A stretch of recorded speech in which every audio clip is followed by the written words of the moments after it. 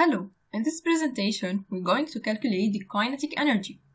As you should already have discovered, the kinetic energy is proportional to the mass and to the square of the velocity. The equation we use to calculate the kinetic energy is given as the kinetic energy is equal to half the mass multiplied by velocity squared. As an example, a ball has a mass of 300 grams.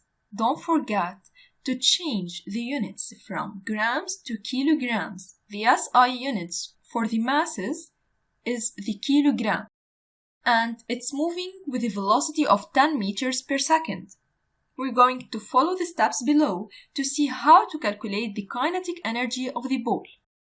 So, using the equation above, which states that the kinetic energy is equal to half mass multiplied by velocity squared, then we're going to substitute in the values where the mass is 0.3 kilograms and the velocity is 10 meters per second.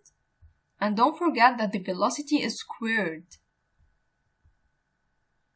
Now we're going to simplify the numbers. An answer of 15 joules. We're going to follow the same procedure in order to solve the following questions. What is the kinetic energy of an 800 kilogram car traveling at 30 meters per second?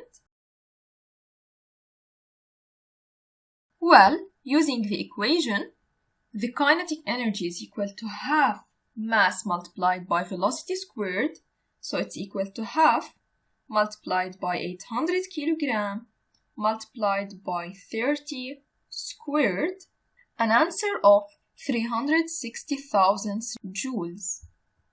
And notice here the unit is kilojoules, so don't forget to transform from joules to kilojoules. That is, we divide by 1000. Then the answer here should be 360 kilojoules. Let's check if this answer is correct. And good job!